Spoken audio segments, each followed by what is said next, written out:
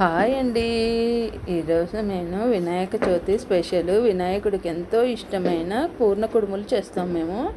దానికోసము ఫస్ట్ శనగపప్పును బాగా ఉడకబెట్టేసుకొని వడగట్టేసి పక్కకు పెట్టేసుకోవాలి.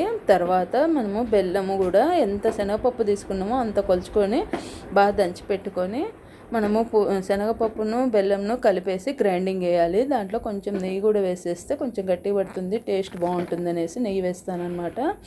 అన్నీ వేసి బాగా గ్రైండ్ చేసినాక మనము దాంట్లోకి కొంచెము కాజు కొబ్బరి అన్నీ వేసేసి గసాలు అంతా మనము తర్వాత వేసి పెట్టుకునేదంతా దాంట్లో కలిపేసి మనం కజ్జికాయలకు పిండి తడిపినట్టు తడిపేసేయాలన్నమాట. కొంచెం గట్టిగా తడుపుకొని చిన్న చిన్న ఉండలు చేసేసి రౌండ్గా సాదుకోవాలి.